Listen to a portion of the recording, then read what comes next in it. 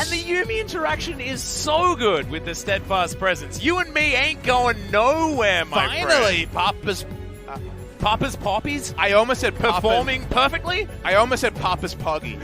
And it's, it probably would have been okay to say, but I'm very happy to see the Poppy come in, misjudged somewhere, feeling really good about himself. Actually mentioned that my first thought was the Poppy when you said a certain yodel, because I think of Rumble as a certain machine with a yodel in it, you know? Don't define someone by his cool car. Well, it's just the Poppy was the first one to spring to mind, Papa Smithy. I'm certainly not trying to put any yodel in a box. As Griffin versus KT, some exciting compositions, and finally, Poppy is going to make her way onto Summoner's Rift, so let's hear from the fans.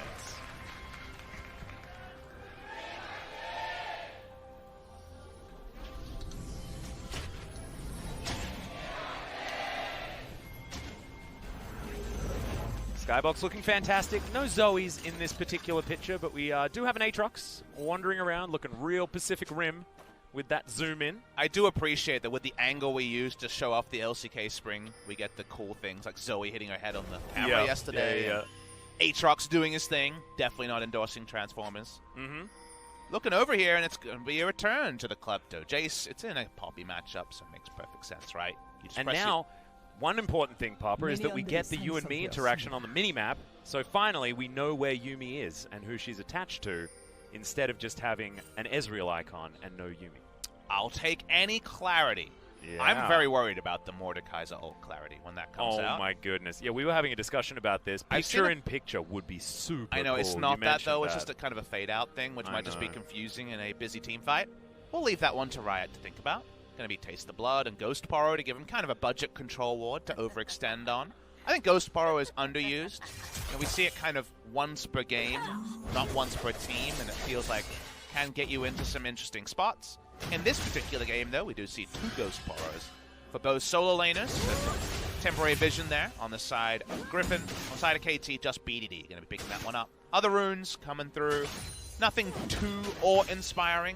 Comet, and just in general, if you want to ever learn how to play Yuumi, just copy exactly what Lahens does at every moment. Yes, he is by far our best Yuumi player, and you can see Tarzan's down here. He's looking to see whether he can get aggressive. The you and me has put him in there. The Flash Audacious charge, but instantly the flash out from Prey. Snowflower going to use his as well. That's 2 flashes for 1. That is a good special right there. That is a really good move. In the brush, they didn't have vision, and they wanted to have the Prowling Projectile as Xin Zhao, fully committed. It gets that double flash, so well done. And Tarzan says, I'll have a blue buff. I'll do some vertical jungling. And predictably, when you are Score, super defensive path. Wolves into red, trying to just guarantee that he didn't lose all his camps on the bot side. So they saw the Xin Zhao, they assumed that they would be playing bot side and be able to take whatever they want.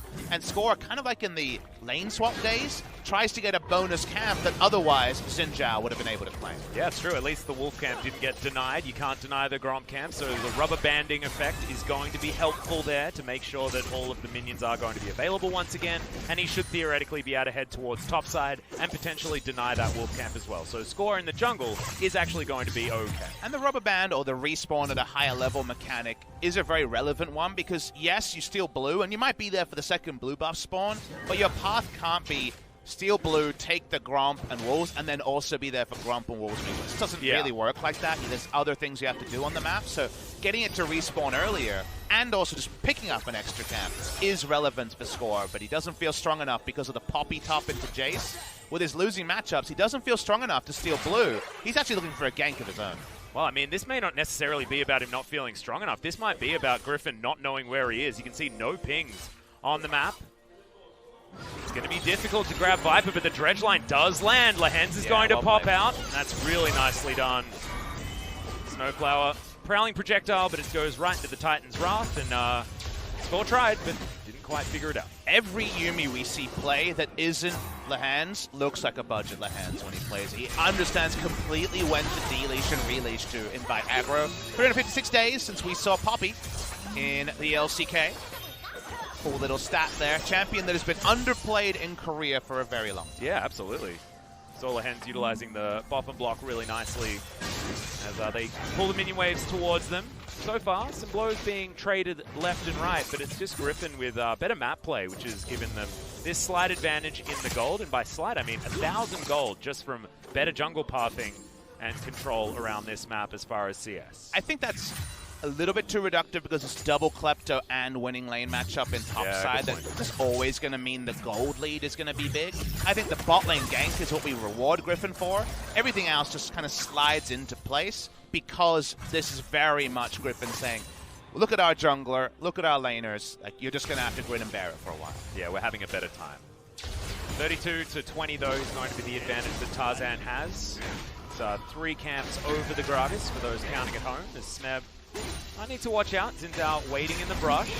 The heroic charge does come in here, then he's just dead. Steadcraft presence goes down, and it's not going to do anything because the audacious charge was already in. Good gank from Tarzan, first blood. Great baiting there. Good laning phase from Sword. He very much has been consistent with his aggression, and this time the jungler was there, and we talked about how Poppy can turn this matchup with not a lot of gold. Not a lot of gold is not no items purchased, so Ninja Tabi's in. It's going to take that Chain Vest and the Balmy Cinder for this to be a real shrug-off matchup, so Smeb chooses the wrong time. His top lane, in a sense, abandons him for a moment, and it is first blood to Griffin. Yeah, goes back, gets himself the Ninja Tabi, isn't going to use the teleport to get back into this lane because it is still shoving towards him and isn't going to crash into the turret, so some small good news as our Sword had to use his teleport to get back up there. But this game is slowly but surely getting out of control of KT. Smeb will have to, on a budget, be able to answer Akali in the side lane and Jace. Now, it will be Jace for the majority. It is an Ignite Akali, but it's something that he will have to work with. If this was old Aatrox mid, we would have seen teleport from the Akali, but now that we can kill the Aatroxes more reliably, the Ignite is picked up. They could play through mid lane here, and Tarzan's certainly open to this happening. Yeah, he's already down there in position. Score going to move on over. Of course, something that Score was always known for was his counter gank timings, but Tarzan just going to go grab himself this Rift Scuttler in full view of KT with that ward in the Dragon Pit. And the Hillbilly Gragas, as is Score's favorite skin, will just head over towards the goal. Now, bot side, the Ezreal Yuumi were stacking the minion wave, so it was obvious turret dive timing for Griffin. Something they've done again and again has been those turret dives. Now, they knew Gromp would respawn because it was cleared by Tarzan earlier, so I think they made the informed read that Score would be there for the counter gank, so won't be pursuing that just yet. But just a little kind of how bot lane is unfurling. It's one of those moments where because we tracked the early game, we got to see a lot of how things were working around the grouped minion wave. As historically, Smeb's got a pretty good win-loss, and remember, Smeb's been a winner and a loser, so him being 10-1 is actually very impressive for a career win rate. Yeah, exactly. And the last time, of course, that we saw the Poppy was a year ago, but still, that is a scoreline to be very proud of. 10-1. Let's see whether that is going to continue going up or whether that's going to be a 2 in that column. So far, things are looking a little bit dire, but still very, very early days. KT are feeling pretty good with how their interactions will work in later game teamfights.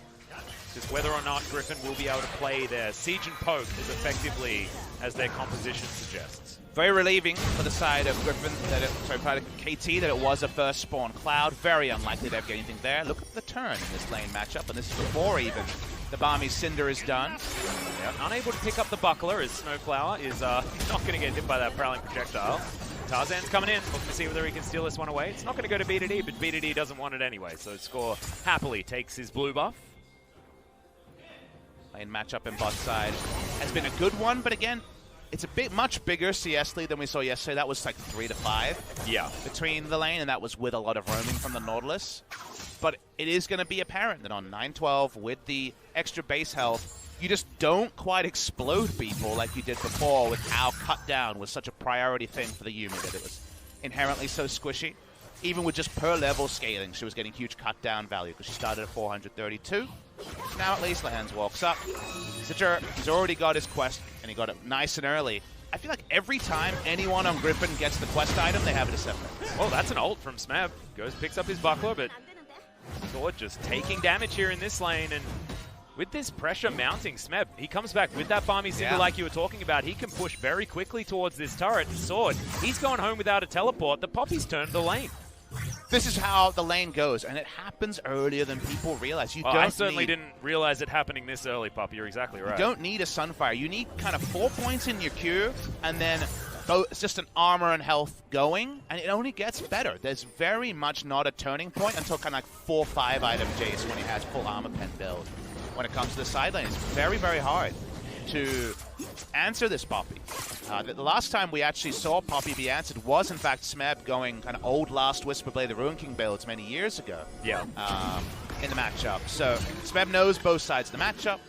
He pops forward. Rift Herald spawns in 10 minutes, and this is why you should consider Poppy into some of these top lane matchups, because if the enemy is locking in Jace and you have enough priority around a tank matchup to take Rift Herald topside, the champion's doing something right. And KT are going to continue with their Rift Herald dominance like you were talking about. They're very, very good, taking Shelly down as early as possible. They are going to get control of that area, and Snowflower had roamed around, which means they got all the vision that they want, as Viper and Lahens are looking for this gang onto the Sivir. Prey gets under the turret, though, and the final chapter's in the wrong spot. Tarzan's going to join up. You and Me is there, and Prey is going to fall down under the turret, but the investment of 3, and it is traded for the Rift Herald, so KT at least gets something back. Very stock standard gank timing that Griffin has done again and again. You guys must remember, Talia Pantheon turret dies with Elise in the LCK Summer Final. This was very transparent, but Prey wasn't privy to it early enough or overrated. Spell Shield and Flash being enough to get out. Nautilus was topside, they knew that KT were on Rift Herald, so a little bit poor to see Prey go down there. He should have disengaged a little bit early. Yeah, wasn't actually quite able to get past. Re-engage. Okay, Snowflower in trouble as Tarzan's going to get knocked up by the depth charge. Snowflower goes back in, has himself the stopwatch's score, is trying to lumber his way forward. The flash to get Snowflower out of trouble. True Shot Barrage finishes off the kill, and now the minion wave's here, and Score has to get the hell out of dodge. Another great you and Me, as there's the belly bob. Score goes golden as well to keep him alive, but the flash from Tarzan, audacious charge gets in, wind becomes lightning, and a double kill for Griffin. Griffin keep their wits about them, get the extra kills. The flash over the wall from the Zinjar to guarantee a double. That is a big, big amount of snowball onto the side of Griffin, and all KT exit with is a Rift Herald. And now this turret's going to go down. 12 minutes on the clock, so all of those turret plates going over to this Ezreal Yuumi lane. 5-0 is the kill score now, as we'll have a look at it one more time. And Tarzan smartly stays in the rush. So after the kill and the double TP to get back into the lane, Snowflower walks up, takes a huge amount of poke and dies. Able to live at the start. Score comes in and they think, okay, they're going to run away. The threat of this Grog is going to be enough. No. Viper understands how slippery, how strong the duo is. Even getting bounced in isn't going to be enough. And I love that Tarzan realizes that any more poke hits, the double kill is real. Yep. And that was about as perfectly played from Viper as you can get in every single Mystic Shot, every single Essence Flux as well. As we have a look at the gold numbers, it is almost double for Viper. Kleptomancy is a hell of a drug, on top of the fact that he's 1-0-3 with so much more farm. Yuumi on Griffin and Yuumi on any other team in Korea is such a different thing. They understand how to play around it. Credit to also Tarzan this game for a champion that he hasn't been able to perform on in big matches when he's played Xin Zhao, needed to do things. You think of the Worlds qualifier against Genji last year where his kind of inaction was one of the reasons the team didn't make it to Worlds. Comes back this time, he's locked and loaded, and Griffin have opened up an insanely massive gold lead. They're 6,000 gold ahead already. Yep, you were talking about the double klepto, but I think this goes a little bit beyond that. Sword up towards the top side, we were talking about this lane turning, but the whole game's turned around Smeb on a dime, it feels like. Scary stuff. Second Drake goes down. Thankfully, if you're a KT fan, it's a Cloud and an Ocean, not exactly the most high value. As Prey's looking to try and defend this turret, he does have a lot of wave clear. Essence Reaver not quite completed, but will have it relatively soon. The turret plates are just so plentiful here on Griffin's side. That is 6 that Viper and Lahens have eaten up. A greeting for turret plates. They know they can. Yeah. They know they're so unaccountable on this. Can you call it greeting when it feels like it belongs to them at this stage of the game? I just feel like taking turret dives for an auto attack to get a turret plate by definition is greeting, but there's calculated greeting and there's just being greedy. And you know what? It seems like they're RSVPing for free food when it comes to gold, when it comes to kills. And the spikes are everywhere. You know, we always talk about, this is how these comps with Ezreal work. It's all about utilizing your spikes at a certain time. Well, 14 minutes, 2-item Ezreal. Mid lane, Gunblade, Akali is in the side lane. And while Poppy's standing up, to what Sword is dishing out. That's the only counterpoint to otherwise it's complete one map to Griffin. Yep. Problem is that when Smeb looks down at his minimap, things are going wrong all around him as Prey going down very low, but does at least still manage to stand around this minion wave. Clear it out. Turret plates fell 45 seconds ago, so the rest of the plates here in this mid-outer turret are not going to go over to Viper and Lahens this time. However, they are getting consistent damage on this turret every time the waves go forward, which is why KT feel like they have to invest 4 to try and hold it up. How can KT weather the storm? This is no longer some gentle rain. This is definitely torrential rain, kind of out of nowhere. KT, we're in a really solid spot. Yeah, we're flash flooding on this rip exactly, right now. And I think that's a very important analogy to talk about because things were so much in their hand, you know? Prey walked up too far, he died, he shouldn't have, but that was fine. It's everything after that that has been the real exclamation point on Griffin heavily snowballing gold, and they have a comp that wants to play 3 lanes. They have a comp that is very strong in the early to mid game, and you see Sivir, you see Aatrox, and you kind of know what's going on. Even Tank Top plays into team fights in the mid to late game coming down from KT. It doesn't matter what your theoretical damage output is in a team fight if you're an item behind. And that's where already we're swiftly getting to for the side of KT. So their next movements need to be strong. They need to be able to just contest vision, and it needs to be defensive vision. They can't spot what the enemy's doing. They need to make sure they're not getting dove. Otherwise, look at this. Yep, that is just the last Q landing, and Viper's going to pick up the solo kill onto Prey. Well, felt like a solo kill. There was a cheeky little Yuumi that started that one off, and this prowling projectile, the slow, is so effectual, and this is why people have been picking this combo, even though it hasn't been successful in anybody else's hands. Viper is just styling on Prey in the 1v1 80 carry matchup. Like you mentioned, that feels a bit facetious, but only a bit, right? That's yeah. 50 CS plus, and now getting some kills under turrets. When you miss absolutely 0 of your skill shots, you have to hand it to the 80 carry player, especially when they're on the Ezreal. Prey off comfort a little bit on this Sivir that he's played, but again, doesn't fit in this kind of legendary history. There's not the Ashe, it's not the Doesn't Jhin. have a bow and arrow, Papa Smithy. It's not the Ezreal itself. The Prey champions is Smeb. He's looking for it. You and Me does come out. He wants the Yuumi. There is the ultimate as Score finds it, but the final barrel's going to do it. Explosive cast comes through, mostly for disengage. KT, they get a kill and they get out. Good news, however, Jovi's still pushing on the bottom side. Yeah, you definitely see the inherent things that a teamfight comp can force in an outnumbered scenario. Yuumi goes down. The Akali still pushing a bot side, but not going to be pushing down and in a turret just yet, so the punishment isn't as severe. We're pre-20 minutes, so no Baron calculations going on yet. Just Griffin walking out very, very far to continue to flex their lead. This time, they're cold. Yeah. Thankfully for KT fans, some respite now being built up, but just slowly but surely, we're getting to a 9,000 gold lead. It's not even 20 minutes into the game. I haven't seen a lead like this. It feels like this, right? It feels like Griffin have found some good ganks, yes, things like that. However, not this kind of a lead coming out from this action. It's just, it doesn't feel like enough. I haven't seen Ezreal quite like this either. I love that the replay showed the beginning, which is that the True Shot Barrage spotted the kind of lane gank, or at least return from base that was happening from the CC duo. Also got the spell shield. So because of that, they had full info, basically one rotationed him. The Score coming in, able to snipe back a kill. So it does end up being a 1-for-1 in terms of kills, but does KT get to change the map state? You look at the map and say, well, they don't own much more than they did before.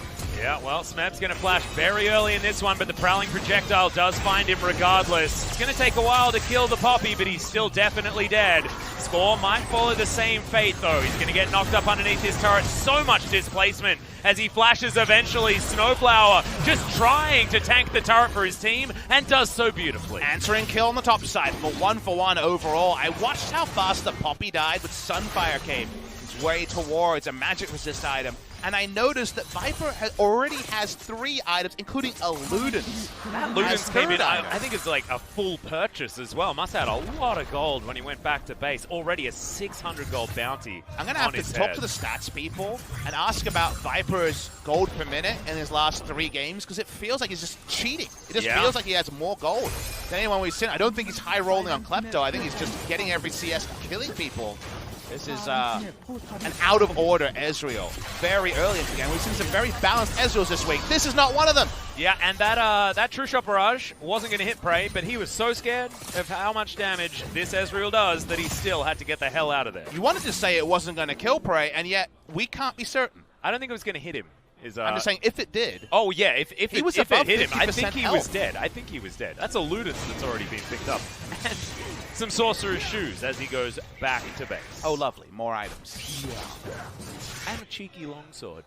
That said, you know, after the last couple of deaths, I think Prey going for the flash early might, you know. Oh, yeah, I'm not saying anything against Prey. This is all about how incredibly strong Viper is at this point in time. Usually you kind of scoff at people when they flash, and that's not going to kill. But after dying twice, it's kind of a shame on the situation going on for Prey. Trying to deal with things. It would have been worse if he held the flash and died. That's absolutely true. Well, there's not many it could have been worse for Prey in game number one things to say, because it's been a struggle. 20 minutes in, and Viper just got his transformation on his Muramana. I believe he now does illegal damage. Well, it's starting to really feel like his Sona performance, and I feel like Viper was not exactly the player on Griffin that we were talking about in their dominant run, right? Like, but in summer, it's been all about Viper. This guy's damage percentage is through the roof on this team. Can I run something by you? Run it by me. The Sona scenario happened. He's doing illegal damage. I'm like, okay, this is a Sona problem. Yeah. Then the Ezreal performance happens, and then we're like, oh, is it an Ezreal problem, or is it just a Viper problem? When does it become exactly just a Viper problem? At some point, Occam's Razor is shouting out that maybe Viper is just really hot right now with his performance level. So it's nice to see, because like you say, he's had these kind of patches where he goes back to 80 carry, and you're like, oh, not much is happening here. He also had the Kai'Sa pop-off game, so... Yeah, and he might just be popping off right here as the final chapter comes in once again. That's the route. On to score, going down low, but there from downtown, Viper comes in. Does land the True Shot Barrage, and now the fight is on. Prey has a spell shield in the backline, goes into his stasis, but Sword has found him in that backline. The Yuumi falls, but I think the damage may have been done. Now Viper coming in to try and clean this one up. He's got full health, and he's looking for more. Tarzan grabs that kill. Chovy comes into the backline, finds his own, and it's only BDD that remains. Chovy has to hop it up there slowly. It doesn't matter, though. Viper is going to do all the heavy lifting. They turn onto Baron. Tarzan's still alive. The Baron is going to be focused, and very little Aatrox can do. Yep, not a whole lot, as there's a Gunblade there for the Akali as well, so Chovy should be able to tank this one relatively well. Viper has so much damage. See whether they can get some vision over the wall. You can see that blue trinket is available for Prey, but he's just not going to be able to get to this pit. You can see Chovy, he jumps over the wall, trying to spot out to see where the score was actually going to make his way in, but the Baron, all too easy for Griffin. Like you say, very academic. We're going to watch the replay to see this one. They open up very early with the final chapter just to start the show, because obviously a lot of people are coming to try to chase this one. Score dies instantly. It's basically what happens here. Prey needs to find a way into the fight. Where's the right TP spot is always something to gauge. The stasis is very curious. That's probably just a bat figure happening from Prey in the backline. He was under no threat there, and then by the end, he does no damage, and he takes no damage to go down. And from that point on, there was no damage remaining on the side of KT. BDD did have a reset on his World Ender, but I think it may have actually expired by that stage of the fight as well. True Shot Barrage clear out minions in the mid lane as they're just trying to push forward. Take down the rest of the base. 12,000 gold the lead at 23 minutes. Yeah, I mean, 12,000 at 23 is just obscene. Out of order. We're over 500 gold lead a minute. That's what's already happened in this game. So that is pretty insane. 12,600 gold. Mother of God. So much gold. That's 4.6k ahead. I mean, Mother of God's probably wrong. It's actually unholy going on over here. Mother of someone fallen from God, I guess, as Prey and Smeb underneath this turret is not going to be enough to stop this push from Griffin. Sword still doing a lot of damage here to Smeb, stacking up that Black Cleaver. As Viper is going to tear this turret apart. Meanwhile, fight on towards the top side as Chovy's diving in. Steadfast presence is there. No, it's just the ult from Tarzan. The dive in from BDD, landing the Qs to get the knockups. But Tarzan is still so strong. He does have the World Ender. 30% of his health bar is still there. Infernal Chains are going to land, but BDD can't do it by himself. It's a double kill for Viper as he's continuing to land every skill shot. Triple kill for the Ezreal on the back end. That's the ace, and this may just be the game if the death timers aren't too short for them to end it. And they might be Atlas, but you know the game is all but academic. these fights from Griffin are very much not even coming in at the right time, not even fully 5-man committing. We saw how heavy the wallet is, Papa Smithy. They're just smacking him with it over and over again. And you need There's to, nothing right? they can Because do. it's a team fight comp from KT. They're definitely set up to win these. That's why they're competitive. Many thousand golds down until they're not. Until everyone from Griffin gets there. The wallets, It's the wallets are full of change at Fit side. They're full of change and they're actually getting hit by projectiles. On the back end here, flexing is Viper now casually 8-0-5. I bet if you kill him once, there's another 700 gold bounty, and he might be going to the rare 3 700 gold bounties because you watch this replay, KT lying in wait, they turn on one, they just know that he's completely out of position. It takes so long for everyone else to respond, it doesn't matter. Yep, and Chobi survives in amongst 3 people for far too many seconds for KT's liking. BDD eventually finishes him off, but it's just not enough. Sword hadn't done anything until he flashed in, start auto-attacking Coffee. He hadn't done any damage in the fight. Oh, True that shot barrage for the double. I noticed it in real time. It's not actually that remarkable. It's just how strong he is. Yeah. Man. It's tough to watch, but it's very reminiscent of the Hanwha Life series. Griffin really have pulled themselves together after a pretty forgettable week 1. I think this is the second biggest Ezreal we've seen in the LCK in recent memory. The biggest I remember was Teddy on Jin Air had 6 items at 24 minutes. Yeah. And we're basically there. And it's hard to say where the cost of the items was relative to then. Now gold is in the game, blah, blah, blah. All we can say is this is a notably strong Ezreal. This is the Ezreal that causes people to pick Ezreal in Korea, whatever the power level of Ezreal. They always find a way. He's legendary at 26 minutes with 300 CS and Kleptomancy. I don't think any Ezreal has had this amount of money but at I this think stage that of the game. understates this Ezreal. This is the Ezreal you sing songs about, right? Like if this is the okay. olden days where we don't have the internet and you go down to the pub and they're singing a song about this like blonde prodigal explorer, they're singing about this Ezreal from this game. He's the one from the lore. Yeah. We found him. We found him. His name's Viper. And the one from Korea as well, guys. You got confused. Smeb on the bottom side of the map. Not going to be able to get too much done here against Sword, but this is where we need to be watching. BDD takes half of his health bar, and then a large portion of the rest of it after all of these buttons land. Back to the fountain for you, Mr. BDD.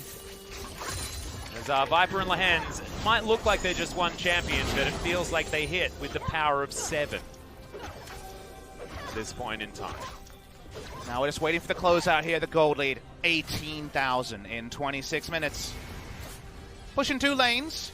As you can see, Smeb holding things on his other side. Yep, final chapter does come in once again. Viper with the QSS gets himself out of the way, landing the Mystic shots here as they're just looking for the disengage. That was the engage attempt from KT, and it did not work. Smeb losing the 1v1 on the bottom side of the map, but KT at least hold on to 2 of their inhibitor turrets.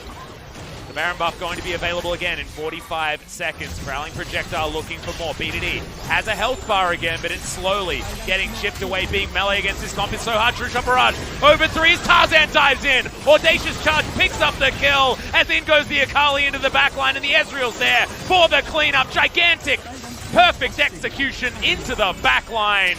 And now Smeb has to watch on. The rest of his team are in the death chamber. Nexus turrets will fall, and yes, Smeb, you're tanky. You can't do anything here. Helicopter comes out, and now Griffin will finish the game. 20-5, game 1, all about Griffin. KT, back to the drawing board. 20 kills in 28 minutes, 20,500 gold lead in 28 minutes.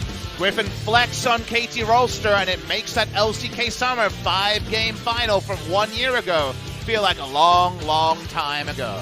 Yeah, and game number 2, but we know that Griffin have a lot more strategies that look just as filthy. I mean, if you remember the gameplay that Viper showed us on his Sona not too many series ago. But it's clear KT need to be a bit more mindful of laning matchups. The Poppy did better than okay. Let's do some quick maths here, by the way. It's 12.3, 19.6, 20. That's almost exactly 5, the whole enemy team. 28.6 or so. Yeah, he's about 1,200 damage short of the entire enemy. Yeah. Okay, that's pretty good. Yep, that's about right. Yeah. I vote so. Look at the scale! Dude. And it's one of those linear gold graphs where you have a look at it just by how the graphs look and you're like, oh, this is a regular game of League of Legends. and then it's a 25,000 I'm wearing a Thanos Infinity Gauntlet pin today. I feel like I should give it to Viper. Yeah, and I know that it randomizes when you click your fingers. I think it may have accidentally taken out the majority of KT during that game as well, Pubsmith. You be careful with those finger clickings. And I will see whether KT can be more careful with their mouse clickings when we get back for game number 2.